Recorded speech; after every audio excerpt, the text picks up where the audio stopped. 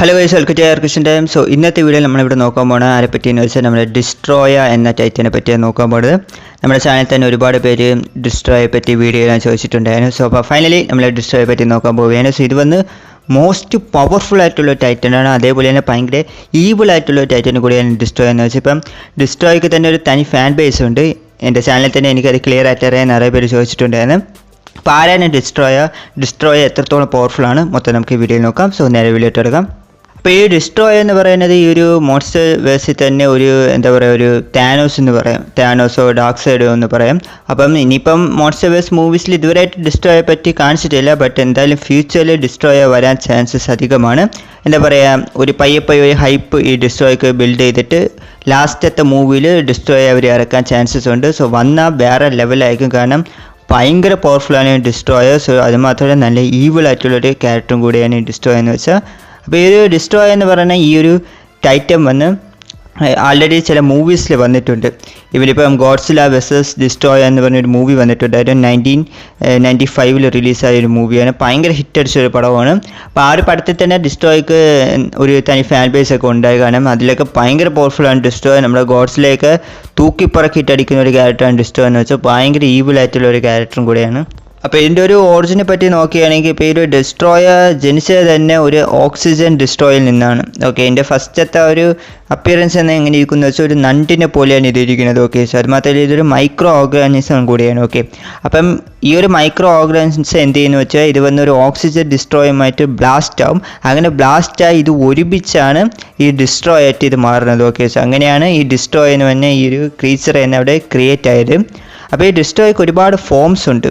ഒന്ന് flying form ഉണ്ട്, micro organism form ഉണ്ട്, ഫൈനൽ ഫോം ഉണ്ട്, അങ്ങനെ പല ഫോംസും ഉണ്ട്. ഓക്കെ, ഈ ഫൈനൽ ഫോമിൽ ഇതിൻ്റെ ഹൈറ്റൊക്കെ ഏകദേശം 120 ഉണ്ടാവും എന്നാണ് പറയുന്നത്. അതുമാത്രം ഇതിൻ്റെ വെയിറ്റൊക്കെ ഗോഡ്സിലേക്ക് ഈക്വലായിരിക്കും എന്നൊക്കെയാണ് പറയുന്നത്. സോ അപ്പം അത്രയ്ക്കും എന്താ പറയുക പവർഫുൾ ആയിട്ടുള്ളൊരു ക്രീച്ചറാണ് ഡിസ്ട്രോയ എന്ന് വെച്ചാൽ. അതുമാത്രമേ ഇതിനൊരു ഏലിയൻ ക്രീച്ചറായിട്ടാണ് കൺസിഡർ ചെയ്യുന്നത്, കാരണം ഇതിൻ്റെ ആ ഒരു ലുക്ക് എന്ന് വെച്ചാൽ നമ്മുടെ എർത്തിലുള്ള ഒരു അനിമലിൻ്റെ ലുക്ക് പോലെ ഇരിക്കില്ല. ഓക്കെ, ഇതിനെ കാണാൻ തന്നെ കംപ്ലീറ്റ്ലി ഡിഫറെൻ്റ് ആയിരിക്കും. ഏകദേശം ഇതിനെ കാണാൻ ഒരു നണ്ടിനെ പോലെയൊക്കെ ഇരുന്നാലും ഒരിക്കലും നമുക്ക് അതിൻ്റെ ലുക്ക് ക്ലിയർ ആയിട്ട് പറയാൻ പറ്റില്ല. അതുകൊണ്ടാണ് ഇതിനൊരു ഏലിയൻ ആയിട്ടാണ് കൺസിഡർ ചെയ്യുന്നത്, കിങ് ഗിഡോരെ പോലെ. അത് മാത്രമല്ല ഇത് കിങ് ഗിഡോരെ വരെ കൊന്നിട്ടുണ്ട്. അപ്പോൾ ആലോചിച്ചൊക്കെ എത്ര പവർഫുൾ ആയിരിക്കും.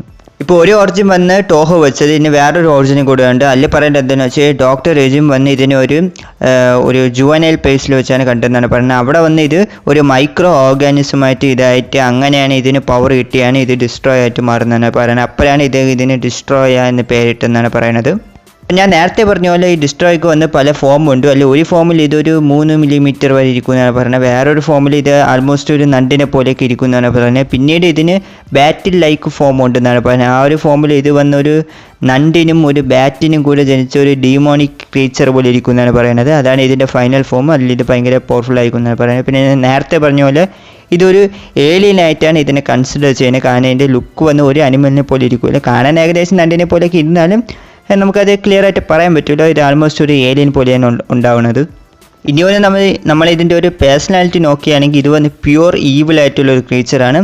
കിങ് ഗിഡോയേക്കാൾ ഈവിലാണ്. അപ്പോൾ ആലോചിച്ച് നോക്കണം, ഇതിന് വന്ന് മറ്റുള്ള ടൈറ്റൻസിനെയൊക്കെ കൺട്രോൾ ചെയ്യണം, അല്ലെങ്കിൽ അതിനെയൊക്കെ നശിപ്പിക്കണം എന്നുള്ള തോട്ട് മാത്രമേ ഇതിനുള്ളൂ. എല്ലാത്തിനെയും നശിപ്പിക്കണം, വരിയെ പോണവനെ കാണുന്നവനെ എല്ലാത്തിനും അടിച്ചു കൊല്ലണം എന്നുള്ള തോട്ടാണ് ഈ ഡിസ്ട്രോയ്ക്കുള്ളത്. ആരെ കണ്ടാലും ഇത് പോയി അടിക്കുമ്പോൾ അതിനെ കൊല്ലാൻ നോക്കും.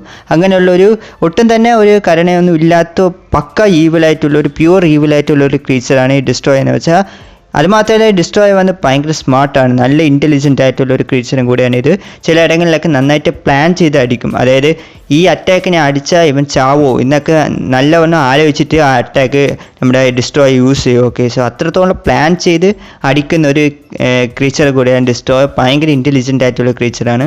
അതുമാത്രമല്ല ഇത് വന്ന് നല്ലൊരു മാനിപ്പുലേറ്റർ കൂടി എന്നാണ് പറയുന്നത്. അതായത് ഒരു ഘട്ടത്തിൽ എന്ത് ചെയ്യുന്നു വെച്ചാൽ ഇത് വന്ന് നമ്മുടെ ജൂനിയർ ഗോഡ്സിലയിലെ, അതായത് നമ്മുടെ ഗോഡ്സിലയിലെ കുട്ടി, അതിനെ വന്ന് ഇത് കൊല്ലും. ഓക്കെ, അതായത് ആദ്യം ഈ ഗോഡ്സിലയിലെ കുട്ടി ഇതും തമ്മിൽ ഫൈറ്റ് ചെയ്തുകൊണ്ടിരിക്കും. സോ ആ ഒരു സമയം ഇത് വിചാരിച്ചെങ്കിൽ അപ്പോഴേ ഈ കുട്ടി ഗോഡ്സിലെ കൊല്ലായിരുന്നു. പക്ഷേ ഇത് വെയിറ്റ് ചെയ്യും, നമ്മുടെ ഇതിൻ്റെ അച്ഛൻ ഗോഡ്സിലെ വരാൻ വേണ്ടി വെയിറ്റ് ചെയ്യും. സോ ആ ഒരു ഗോഡ്സിലെ വരുമ്പോൾ അതിൻ്റെ മുമ്പിൽ വെച്ച് തന്നെ ഈ ജൂനിയർ ഗോഡ്സിലെ ഇത് കൊന്നാളെ.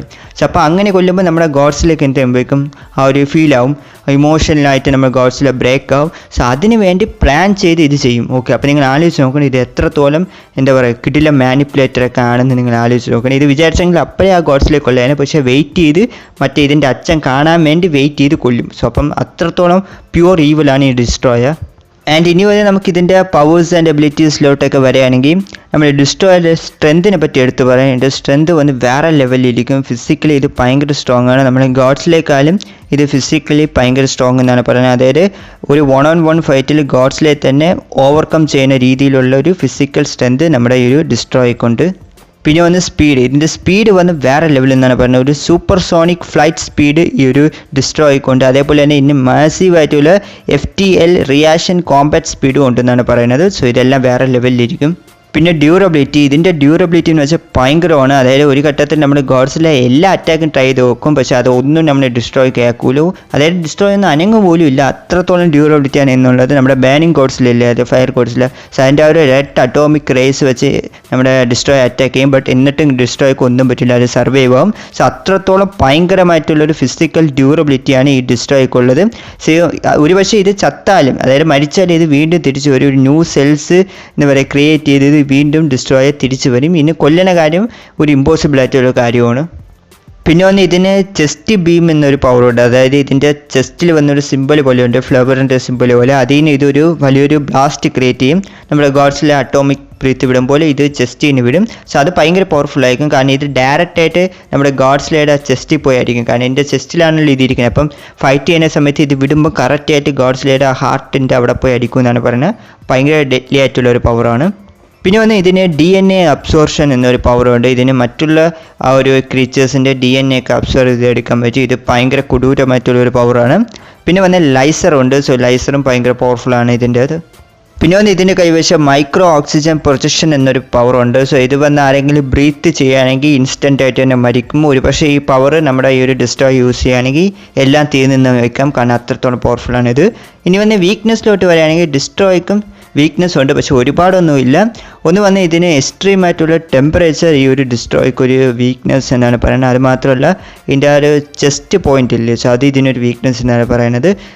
അതായത് ആ ഒരു ഭാഗത്ത് ഇതിനെ അറ്റാക്ക് ചെയ്യുകയാണെങ്കിൽ, ഇപ്പം ഗോഡ്സ് ലെവലിൽ പവർഫുൾ ആയിട്ട് ഒരു അറ്റോമിക് ബ്രീത്ത് അവിടെ വിടുകയാണെങ്കിൽ ഈ ഡിസ്ട്രോയ്ക്ക് അതൊരു പ്രോബ്ലം എന്നാണ് പറയുന്നത്. അപ്പോൾ ഇതൊക്കെയാണ് നമ്മുടെ ഡിസ്ട്രോയെ പറ്റിയുള്ള കാര്യങ്ങളൊക്കെ. അപ്പോൾ നിങ്ങൾക്ക് ആർക്കൊക്കെ ഡിസ്ട്രോയ് ഇഷ്ടമാണെന്ന് ഉറപ്പായിട്ട് ഒന്ന് കമൻറ്റിൽ ഒന്ന് പറഞ്ഞേക്കുക. കൂടാതെ തന്നെ വീഡിയോ ഇഷ്ടപ്പെടുമെങ്കിൽ ലൈക്ക് ചെയ്യുക, ചാനൽ ആദ്യം പറ്റാൻ കാണുമെങ്കിൽ മറക്കാതെ തന്നെ സബ്സ്ക്രൈബ് കൂടി ചെയ്തൊന്ന് സപ്പോർട്ട് ചെയ്യുക. അപ്പോൾ അടുത്തൊരു വീഡിയോയിൽ കാണാം. Take you guys.